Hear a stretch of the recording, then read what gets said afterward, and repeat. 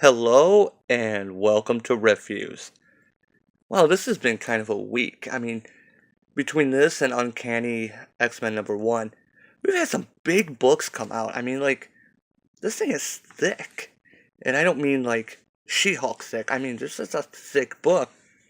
And not bad for, what is that, $6. So, yeah, this is, it's padded a little bit, though. And, I've said before, I'm really only reading this for She-Hulk.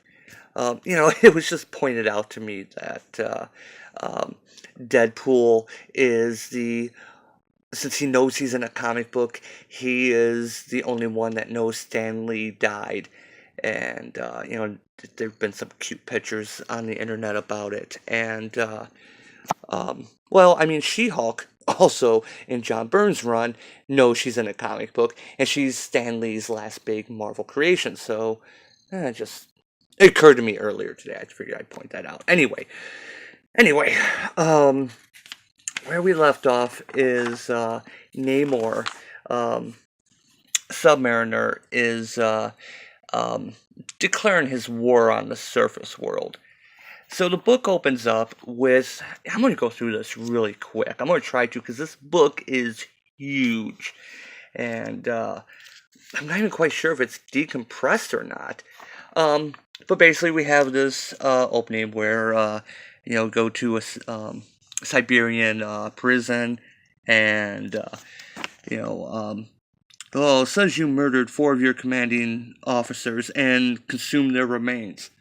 Lies, slanderous lies. It was 5 officers, but I never ate them. Just tore them apart with my mouth is all. Oh, sorry, I hear a whistling noise. Anyway, it's Ursa Major. Well, this is a character I have long forgotten about. And yeah, he's got his vodka, because he's, Soviet bear drinks vodka. Yeah, so play that stereotype. We cut over to Dimitri, the Crimson Dynamo. He is being approached by Darkstar and Vanguard, and I believe that's a new character, the Red Widow. Basically, they're reassembling the Winter Guard, and kind of the Russian Avengers. So, yeah, Red Widow, newest product of the Red Room Assassin Training Program. So, yeah, they're trying to talk Dimitri into joining into the Winter Guard, and, he shows his armor. Yeah, he doesn't really have much of a choice in it. So, yeah, a little bit of build up to that. Now, Namor and his Defenders of the Deep are attacking this, the biosphere known as Hydropolis, normally underwater. It's a research facility. And so they're going to take out any air breathers that are dealing with the ocean. And so, yeah, we have some faces I recognize: Andromeda, of course, Orca, um, Tiger Shark. I don't know if some of these people are new. King Crab, the world's most powerful crustacean. Really? I'm going to try to be funny there. So they're attacking all these people. As they say, we're a peaceful research facility. And, yeah, they just throw them out the window into the ocean because we got these piranhas that are mindless fish-eating machines. And it cuts back to Avengers Mountain to this character. There's Avengers Priority Alert going on. Voice patterns recognized: Ken Hale, Gorilla Man, Avengers Butler. And yeah, apparently that's a joke Tony played. Where did he come from? He just kind of appeared in this. I guess they brought him in. So while there's Avengers Priority Alert going on, we cut over to Ghost Rider and Tony Stark racing in a custom Tony Stark built car. They're racing for a wheelchair for Robbie's brother. Build him the chair anyway. They get the priority alert. So I'm going to try and go through this quickly. Oh, and here we get to, I told you I'm reading this for She-Hulk, right? She's my favorite Marvel character. And so we have in the Atlantic Ocean, Captain Marvel and Thor are cleaning up wrecked SHIELD helicarriers. And it turns into this stupid thing. So is it really a thing? Thor and the Hulk? The Titanic team-up you never expected? Nay, it is not a thing. We have not even embarked on a proper date. You haven't asked her out yet? What are you waiting for? You believe if I were to ask her out, she would say aye? Good lord, it's like I'm cleaning up underwater shield garbage with a god who's in grade school. You want me to text her and ask her if she likes you? Would you? And then they get the alert and, never mind the tacos, I guess. But can thou still dispatch the text? Really? Thor is the god of thunder. I mean, yeah, oh, what are you doing this to him? What? Jason Aaron, come on, dude. Come on. He's a god, okay? So we cut over to Jen. Alright. Black Panther asks her what she sees when she closes her eyes. And apparently it's the monster Hulk face. My own sweet face smiling back at me with a calm and confident grin. For all our sakes, I hope that to be the truth, blah blah blah. Because Black Panther is pulling Jen up to do a press conference. I want to make through a press conference without you hulking out. And of course, there's all these people asking questions, calling them, calling the Avengers toadies of an African warlord, and calling it Avengers Gate, and will the Avengers submit to international oversight? But they get the call.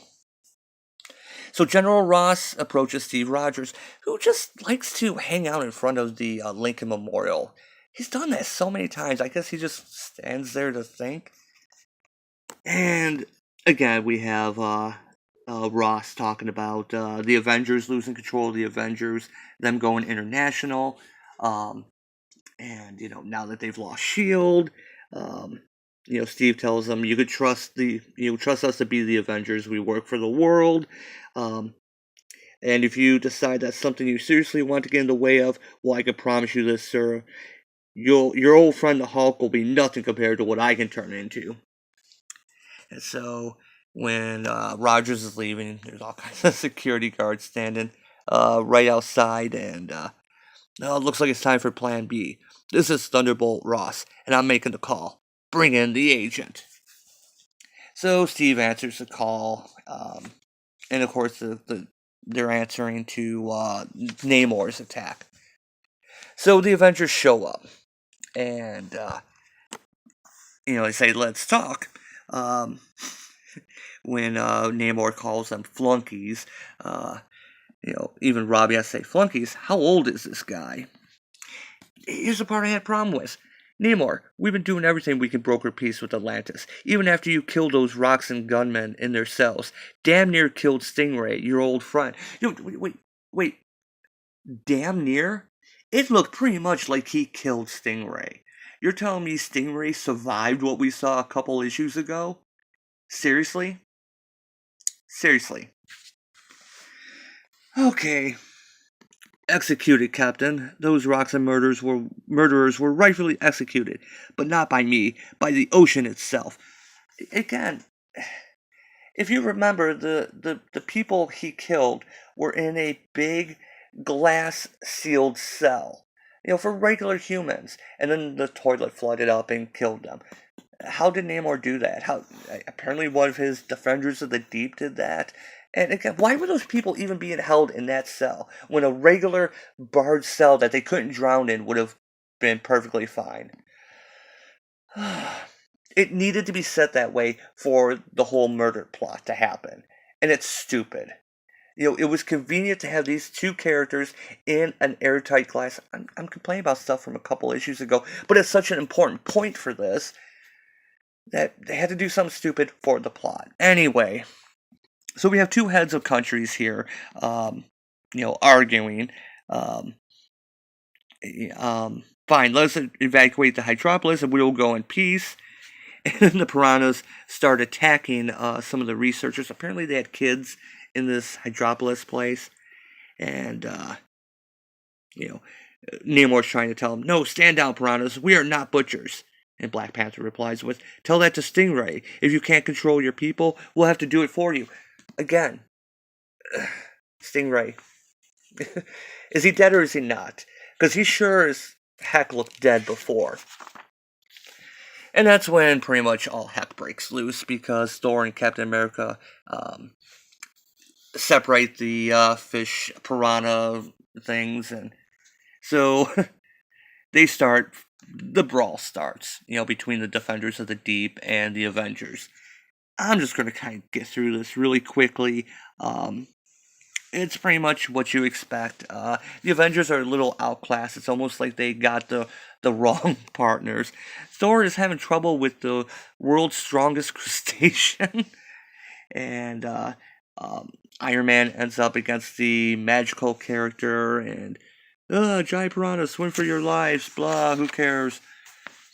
She-Hulk ends up against Orca, which there is a funny thing on the previous page where Orca and the crustacean guy, Hulk is mine. Hey, I wanted Hulk. Shut up and kill Thor. Fine, but then I'm cutting in. I really hate the fact that they're going back to calling Jen Hulk. I like She-Hulk. I mean, Bruce is alive again, even though the Avengers don't know that. I'm starting to want to read this book, especially Thor and Hulk's romance, as if it's just Bruce with his hair grown out. And I'm not even a Tumblr person. So anyway, Orca and She-Hulk, they face off. And you remember how She-Hulk is? Kind of losing control. You never know. No one seems to be sure of how coherent she is. Here she says, why does it burn when I touch you? What the hell kind of Hulk are you? Worst kind. The kind that burns and smashes and explodes. And even worse, sues. That's banter. Trying to be funny again. See, he's trying to... Remember she was dumb, could barely speak, and now she's making jokes? Yeah, remember that? Yeah, anyway. So, here we have our PSA here. You think his anger isn't justified? Let me introduce you to my good friend Bloodtide. She was the happiest little girl in Atlantis until your pollutants ravaged her flesh, mutating her into the water witch you see today. And do you want to feel the rage of the sea, little surface demon? You will, and all the death you've given it will be returned to you 1,000-fold. Now, granted, the Avengers are basically fighting in water. And speaking of which, remember earlier, Captain Marvel and Thor were underwater, just talking like anything else.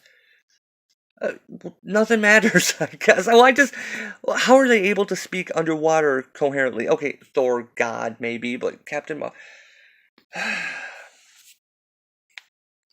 This book is stupid. And, so here we have, Namor saying that, things are different between him and Cap. It's not a game. The old rules no longer apply. And then we have the big heroes moment. If you want a warfish face, well, guess what? One just showed the hell up.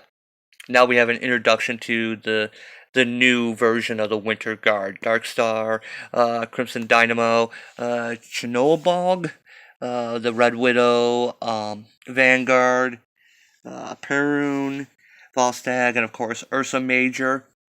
World's drunkest bear. Jason, leave the jokes to anyone else, really. These little funny bits aren't funny. They're just not. It feels like I'm reading the She-Hulk all over again, and not even halfway through the book yet. So we get the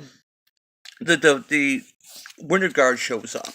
So now we have the Avengers and Winter Guard versus Defenders of the Deep. And even the story says, hey, screw these guys fighting. We could have a big battle 3-way, but we're going to go just skim over that.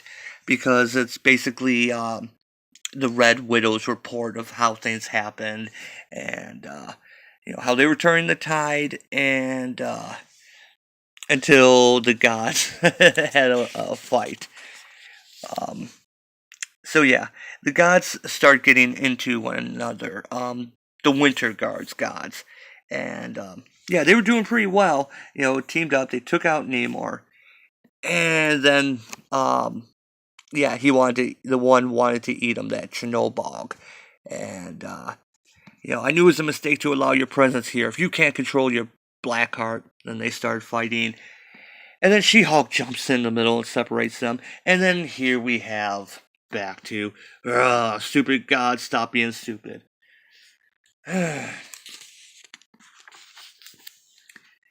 So then we have Ursa Major going after the Avengers God. Hey, you hurt our gods, I'd take a chunk out of yours.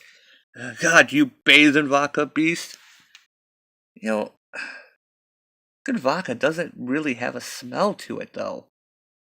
That's, anyway, maybe he is drinking the cheap stuff. So then the Captain America and Vanguard, the two XBs, face off against one another. She-Hulk's taking on the two gods all by herself because she's awesome. Like I always say, even if they've turned her into Bruce with long hair and tits.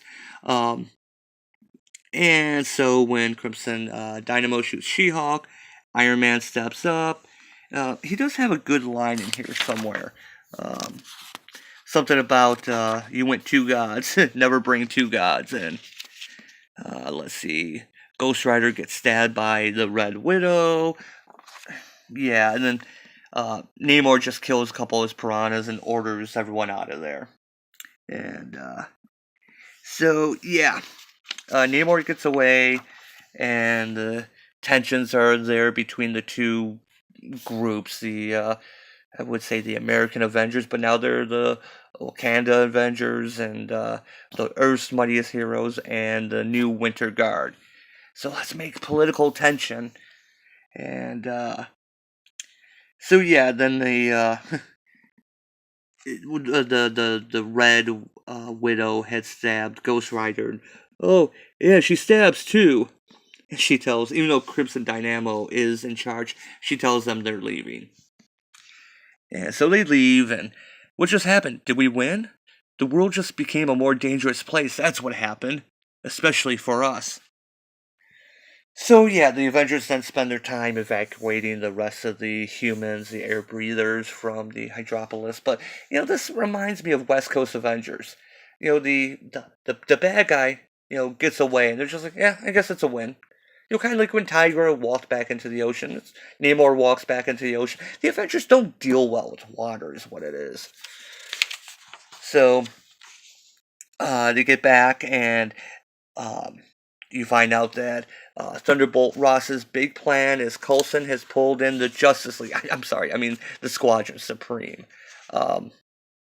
Yeah, I like how they've actually changed it to the Squadron Supreme of America.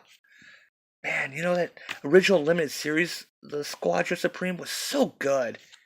That was really good, and yeah. So I haven't kept up on this. I know they've kind of rebooted them. I'm not sure how much the Squadron Supreme is back into the Earth 616 reality. So, but yeah, they're the Justice League. In case you're not familiar with them. And yeah, so then the rest of the book, we're still got a lot way to go here. I'm gonna skip a whole bunch because this is actually Odin shows up drunk to kill Ghost Rider. I am not kidding about this. I kind of like the painted art, and he tells Ghost Rider about his history and starts talking about the Star Brand and all that. But yeah, he shows up drunk to kill Robbie. I'm only showing this part because this is a good epilogue to the previous storyline. So, Loki's been captured, and the Celestials are going to judge him. And he's talking about how sometimes he's evil, sometimes he's good. He's better at being evil, but this time they should know that he was actually doing this for the better good.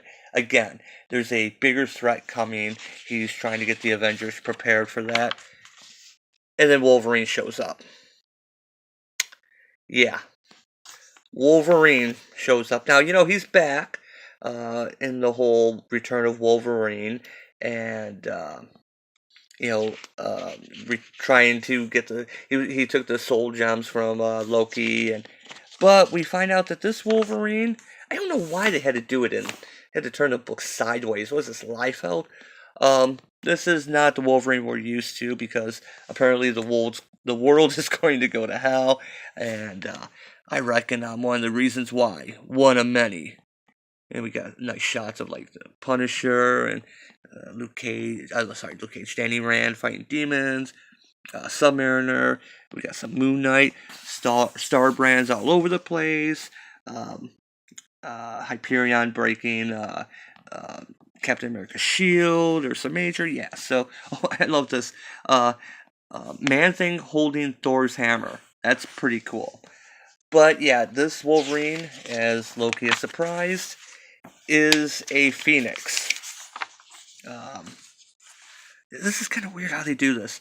So yeah, in case you're wondering, that was Go Run, Loki, a Phoenix Wolverine. What in the name of? And then the book changes back to Wasp's story.